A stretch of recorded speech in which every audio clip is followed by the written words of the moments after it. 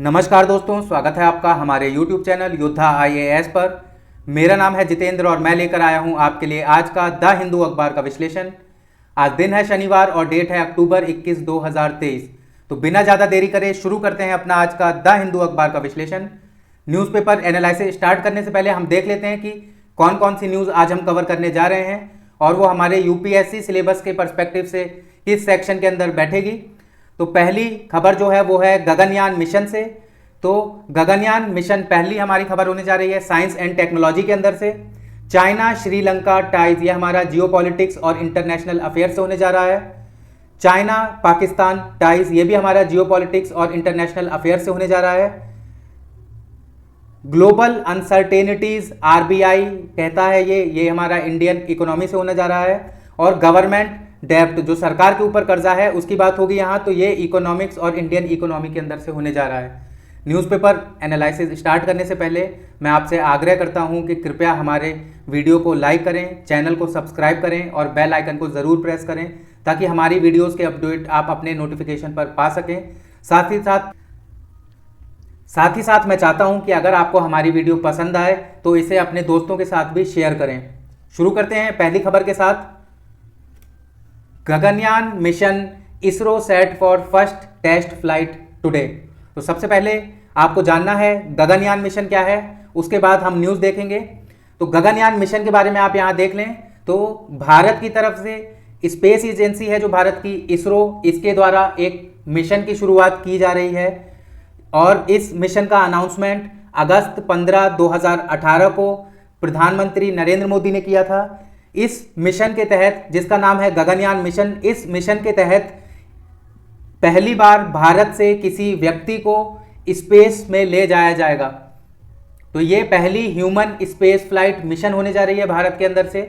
M मैंने आपको बता दिया, इसका एम है कि एक क्रू जाएगा 3 लोगों का स्पेस में 5 से 7 दिन के लिए भारत से, उसे स्पेस में रह पाए वो, इसके लिए पूरी तैयारी करना, मॉड्यूल्स बनाना, ये सब इस मिशन के अंदर है। टाइमलाइन मैं आपको बता चुका हूं कि 2018 में इसका अनाउंसमेंट किया गया था। इसका शेड्यूल लॉन्च होना था 2022 में, लेकिन इसे बढ़ाकर 2023 कर दिया गया।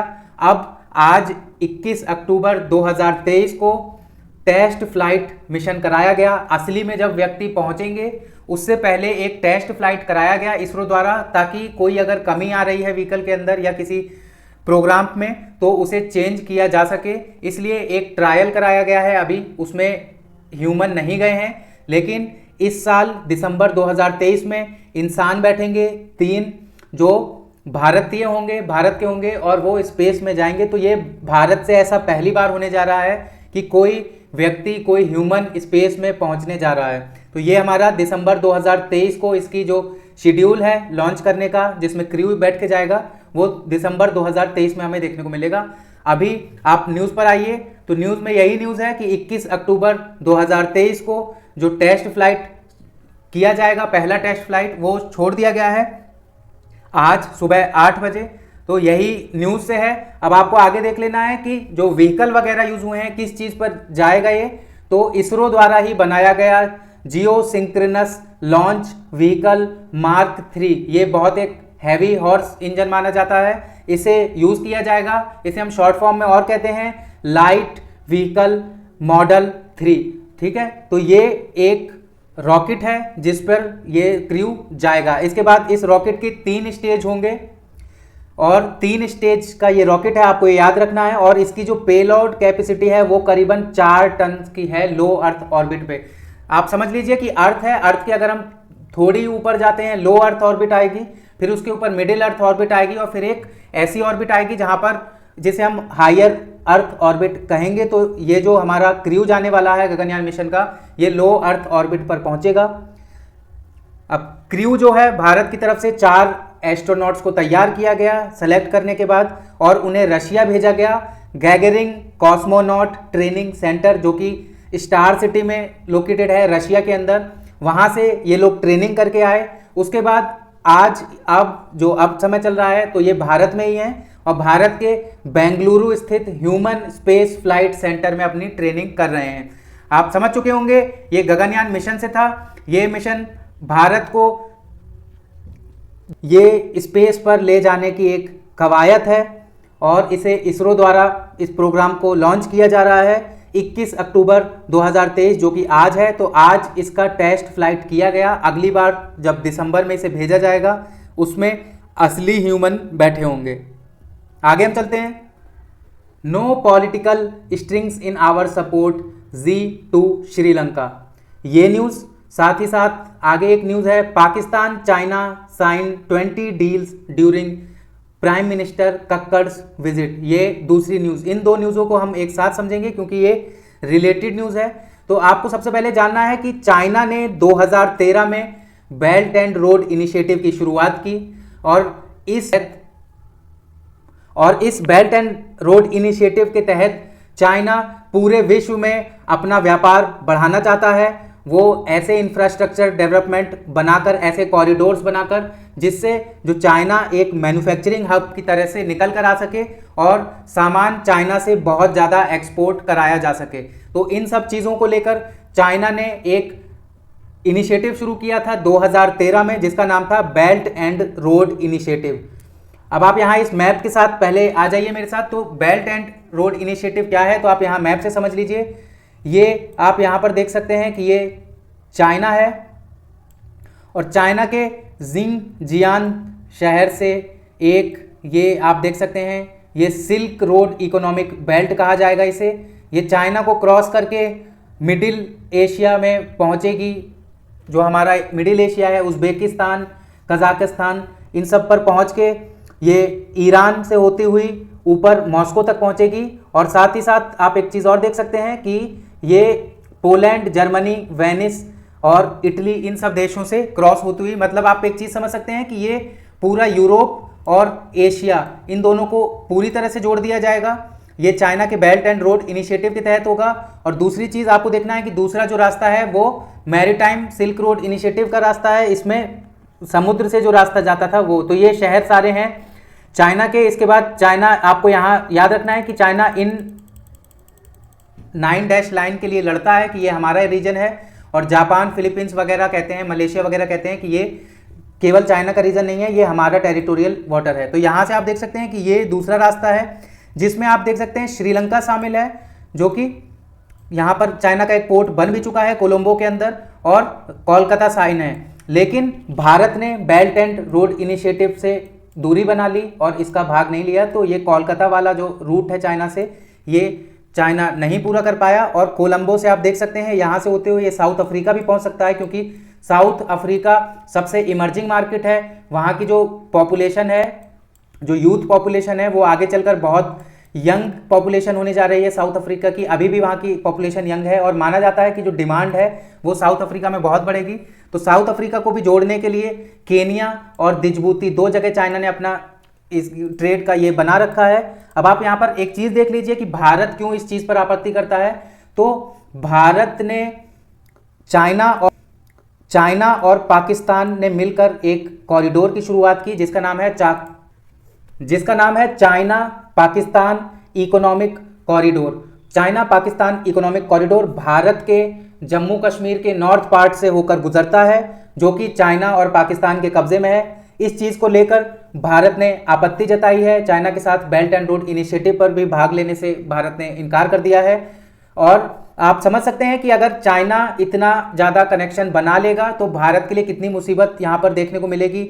अगर हमारी सिक्योरिटी थ्रेट है, यहाँ पर आप देख सकते हैं कि यहाँ से चाइना का ये बेल्ट एंड, ये भारत का नक्शा है और यहाँ से चाइना क्रॉस करता है और पाकिस्तान के ग्वादर पोर्ट पे। तो आप देख सकते हैं कि यहाँ कोलंबो से ग्वादर पहुँचना मतलब भारत को समुद्र में पूरा घेर लिया जाएगा।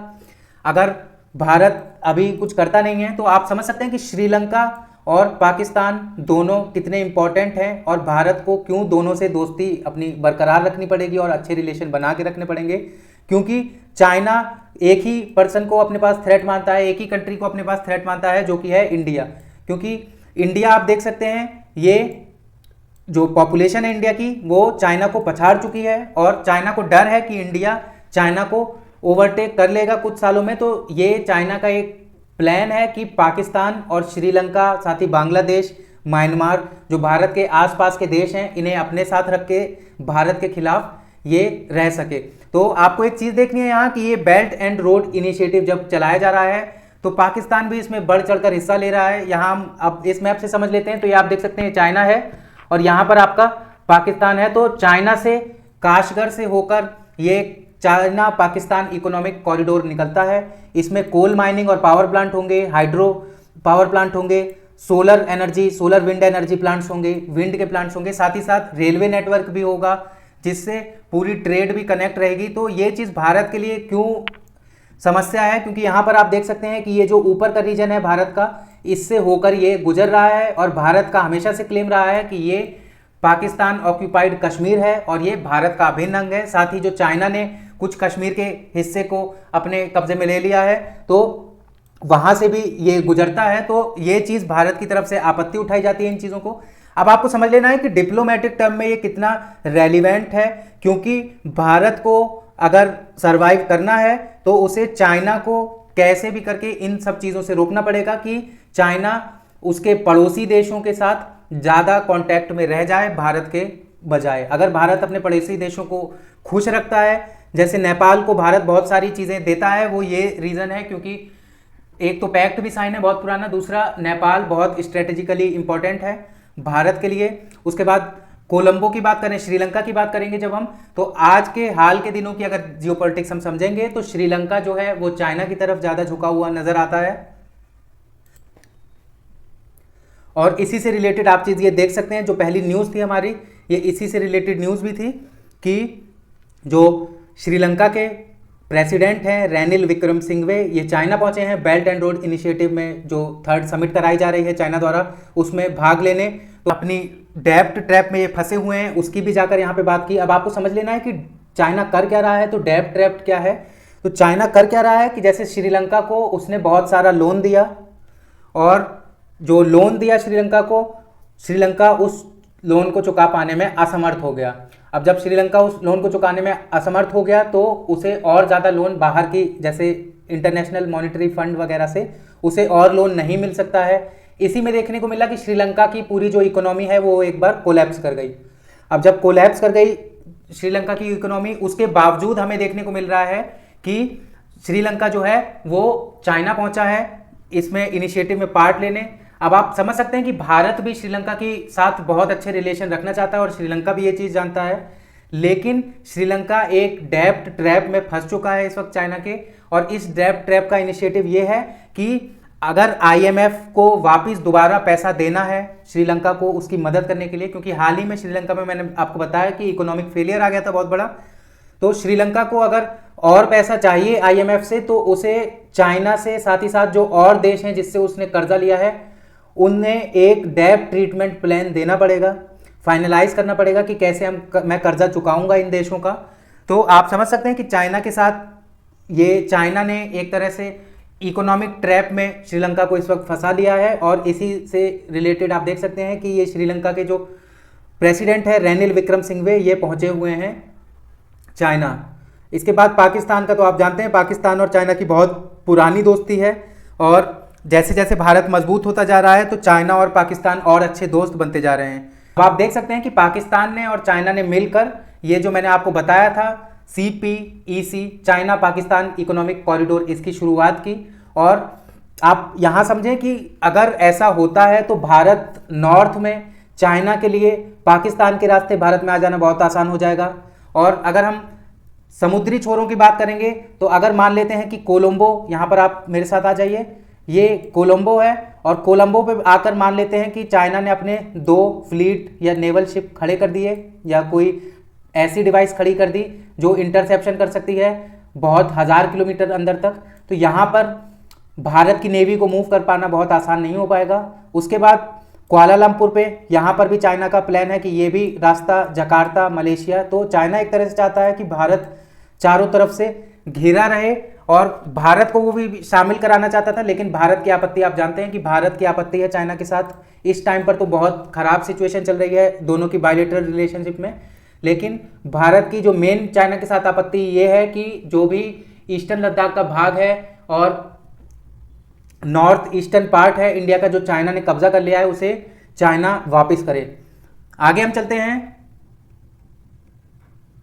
Global uncertainties have risen over the past fortnight. यहाँ पे आप देख सकते हैं ये RBI reserve bank of India के गवर्नर शशिकांत दास हैं। कौटिल्य इकोनॉमिक कॉन्क्लेव हुआ था, उसका ये इनॉग्रल सेरेमनी में आकर बोले हैं। तो आपको समझना है कि ये कह क्या रहे हैं। ये कह रहे हैं कि जैसा कि अब विश्व में, आपको सबसे पहले बैकग्राउंड में जाना है पीछे, तो करीबन 2020 से जब से इकोनॉमिक लॉकडाउन लगे थे, पूरी इकोनॉमी लॉकडाउन में चली गई थी देशों की, उस टाइम से विश्व के अंदर अनसर्टेनिटी बनी हुई है हर चीज़ के सामान के दाम को लेकर या किसी चीज़ की अवेलेबिलिटी को लेकर। जैसे कच्चे तेल की हम बात करें तो कच्चे तेल का दाम ऊपर जाएगा या नीचे जाएगा, ये चीज़ अभी तक, जब से कोरोना का लॉकडाउन शुरू हुआ था उसके बाद से अभी तक ये चीज़ें सुधरी नहीं थी। लेकिन पिछले कुछ महीनों से हमें देखने को मिल रहा था कि ये चीज़ें सुधर रही थी, और यूक्रेन रशिया युद्ध होने के बावजूद, लेकिन अब दोबारा हमें देखने को मिल रहा है, जैसा कि आप जानते हैं कि न्यूज़ में मैंने आपको बताया कि इजराइल और गाजा में कॉन्फ्लिक्ट चल रहा है। और साथ ही साथ यूएस की हम बात करें इकोनॉमिक टर्म्स में, तो यूएस में जो बॉन्ड की यील्ड्स होती हैं वो बढ़ गई हैं बहुत ज़्यादा, जिसकी वजह से जो ग्लोबल इकोनॉमी है इस पे अनसर्टेनिटी बनी हुई है कि कुछ भी हो सकता है, कि या ये भी हो सकता है कि इन्फ्लेशन बहुत ज़्यादा किसी चीज़ पे बहुत हाई हो जाए। तो ये चीज़ें जो रिस्क है वो अभी बना हुआ है। अब ये बात करते हैं कि जो किसी भी देश के, जैसे हम भारत की बात करेंगे तो स्टॉक एक्सचेंज जो भारत का है और फाइनेंशियल इंस्टीट्यूशंस हैं, ये हमारी फर्स्ट लाइन ऑफ डिफेंस होनी चाहिए अगर कोई भी रिस्क आता है। जैसे कच्चे तेल के दाम अगर बहुत ज़्यादा एक साथ बढ़ जाते हैं या बहुत ज़्यादा कम हो जाता है कोई चीज़ जो भारत एक्सपोर्ट करता है उसका दाम, तो इन सब रिस्क से हमें बचने के लिए जो हमारी स्टॉक एक्सचेंज मार्केट है या हमारी जो फाइनेंशियल इंस्टीट्यूशंस हैं, इन्हें फर्स्ट लाइन ऑफ डिफेंस बनाना चाहिए। ये कहना है ये आरबीआई के गवर्नर शशिकांत दास का। आप समझ सकते हैं कि ग्लोबल सिचुएशन इस टाइम पे बहुत टेंस चल रही है, क्योंकि आपको पता है कि जो मॉडर्न वर्ल्ड है वो फ्यूल डिपेंडेंट वर्ल्ड है, और कच्चा तेल वगैरह सबसे ज़्यादा जो एक्सपोर्ट करती हैं कंट्रीज़ वो मिडिल ईस्ट में मौजूद हैं, रशिया है। तो आप देख सकते हैं कि रशिया और मिडिल ईस्ट जो ज़्यादातर क्रूड ऑयल एक्सपोर्ट करते हैं वर्ल्ड को, वो खुद वॉर में है। मिडिल ईस्ट में वॉर स्टार्ट हो जाने का संकट बना हुआ है, क्योंकि इजराइल ने गाज़ा के ऊपर अटैक्स किए हैं, और गाज़ा का जो फ़लस्तीनी हैं उनका कहना है कि इजराइल हमें मतलब मार रहा है, हमारे इनोसेंट सिविलियंस को मार रहा है, जिसे देखकर जो मिडिल ईस्ट के बाकी देश हैं जैसे कि Iran, Saudi Arabia, Qatar, Yemen, ये सब देश भी आकर एक साथ खड़े होने की कोशिश कर रहे हैं। और आपको एक चीज़ याद रखनी चाहिए कि जो ऑयल एक्सपोर्टिंग कंट्रीज़ हैं, इन्होंने पहले भी, इससे पहले 1973 में भी ऐसे ही ऑयल का दाम, जो कच्चे तेल का दाम है, उसे बहुत ज़्यादा हाई करवा के अपनी मांग रखवा ली थी।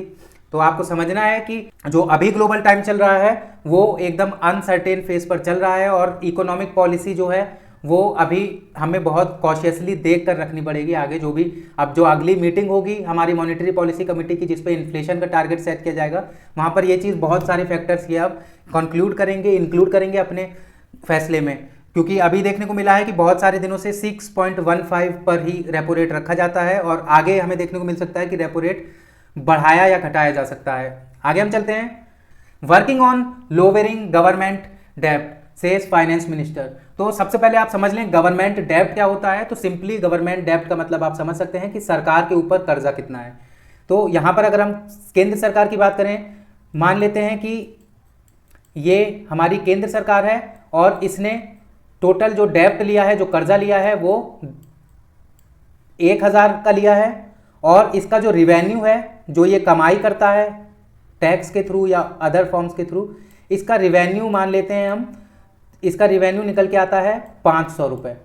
अब ये 500 रुपये और यहाँ जो इसका कर्जा है ये 1000 रुपये। जब ये कर्जा चुकाएगा तो इंटरेस्ट भी भरेगा साथ में, ये यहाँ पर इंटरेस्ट भरेगा, इसके साथ मूल चुकाएगा जो कि 500 रुपये है। तो आप समझ सकते हैं कि क्या हो गया, ये भारत के ऊपर हो गया कि 500 प्लस ये कर्जा है भारत के ऊपर, क्योंकि जो रिवेन्यू होगा उससे वो कुछ कर्जा चुका सकता है। अब यहाँ पर आपको एक चीज़ समझनी है, तो अब आप एक चीज़ और समझ लेंगे, डेब्ट टू जीडीपी का रेशियो किसे हम कहेंगे।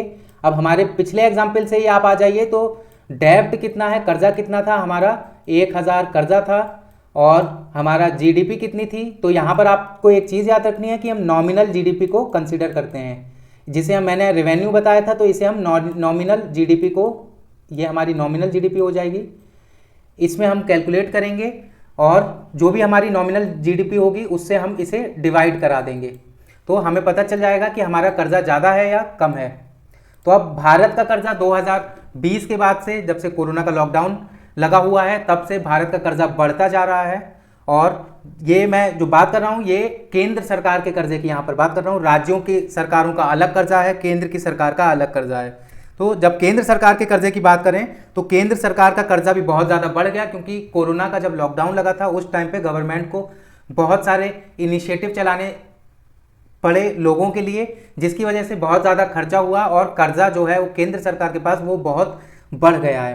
तो उसी को लेकर यहाँ पर जो भारत की फाइनेंस मिनिस्टर हैं निर्मला सीतारमण, इनका कहना है कि हम काम कर रहे हैं जो हमारा सरकार का कर्जा हो गया है उसे कम करने के लिए, ये बेसिकली इनका कहना है। अब आप यहाँ समझ लें डेब्ट टू जीडीपी रेशियो अगर हम देखेंगे, मैंने आपको समझा दिया डेब्ट टू जीडीपी रेशियो क्या है कि कितना कर्जा है अपॉन टोटल जीडीपी। हम रख देंगे केंद्र सरकार का भारत के साथ, तो यहाँ इंडिया की बात जापान और यूएस के साथ कंपेयर किया गया है। 1950 की बात करें, आप बस इंडिया देखें, 1950 की बात करें तो ये करीबन 25% था यहाँ पर रेशियो। इसके बाद ये बढ़ता रहा और यहाँ पर आप देख सकते हैं ये जो टाइम है 2000 का, यहाँ पर कर्जा केंद्र सरकार के पास बढ़ गया बहुत ज़्यादा, फिर कम होने लगा, 2005 तक कम हुआ, 2005 से थोड़ा सा बढ़ा, उसके बाद अब जो दिशा थी वो कम हो रही थी। ये 2015 तक का हमने देखा। इसके बाद क्या होता है 2018 तक आता आता ये ऐसे ही धीरे धीरे आता रहता है नीचे, लेकिन जब कोरोना का लॉकडाउन हो जाता है उसके बाद सडन फिर से सरकार के ऊपर कर्जा बढ़ गया है भारत की। अब आप यहां देख लें मेरे साथ, केंद्र सरकार का कर्जा है वो है 155.6 लाख करोड़ रुपए। ये मार्च 31 2023 तक का केंद्र सरकार का कर्जा है। अब आपको एक ये चीज समझ लेनी है कि जब 2020 और 21 की हम बात करेंगे, मैंने आपको बताया कोरोना लॉकडाउन के टाइम पर, तो उस टाइम की जब हम बात करेंगे तो ये कर्जा 61.5% हो गया था जीडीपी की। मान लेते हैं कि हमारी जीडीपी 1000 रुपए है, तो ये जो कर्जा था वो 610 रुपए के करीबन हो गया था। उसके बाद अब जब 2022 और 23 की बात करें तो ये घट गया है और घटकर 57.1% रह गया है जीडीपी के। मतलब अगर हमारी 1000 की जीडीपी है 1000 रुपए की, तो उसमें 570 रुपए हमारा कर्जा है केंद्र सरकार का। इंडिया गवर्नमेंट डेब्ट account for 55.7% of country's nominal GDP in March 2023। अब देखो क्वार्टर्स में चीजें नापी जाती हैं, तो ये इस साल का 2023 का क्वार्टर है, तो यहां पर भी हमें एक चीज देखने को मिला है कि जो इंडिया गवर्नमेंट का जो डेब्ट है वो यहां पर 2023 में आकर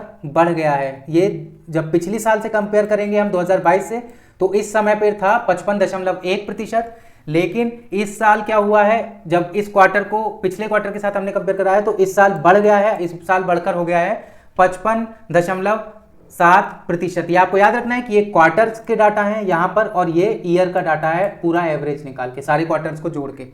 आगे हम देखते हैं, आप इंडियन गवर्नमेंट डेब्ट to GDP ratio data is updated quarterly इस डाटा को अपडेट किया जाता है।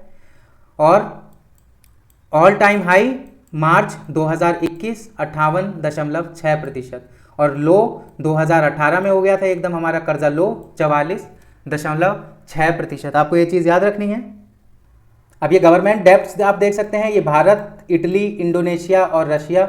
तो भारत के ऊपर ये आप देख सकते हैं कि भारत का जो डेब्ट टू रिवेन्यू रेशियो है वो कितना है, डेब्ट टू रिवेन्यू, तो मतलब भारत कर्जा बहुत लेता है, BBB रेटिंग इकोनॉमी में है ये। अब यहाँ पर आप देख सकते हैं इस चार्ट से इंडिया की डेब्ट टू जीडीपी को मेजर इकोनॉमीज के साथ कंपेयर कराया जाता है। आप इस चार्ट को कंप्लीट करें। आज के लिए बस इतना ही। कैसा लगा आपको हमारा आज का द हिंदू अखबार का विश्लेषण, हमें कमेंट सेक्शन में बताइए। अगर वीडियो को अभी तक लाइक नहीं किया है, वीडियो को लाइक करिए, चैनल को सब्सक्राइब करिए और बेल आइकन को ज़रूर प्रेस करिए। वीडियो को अगर आपको पसंद आई तो हमारी वीडियो को ज़रूर शेयर करिए। आपका दिन शुभ हो। धन्यवाद।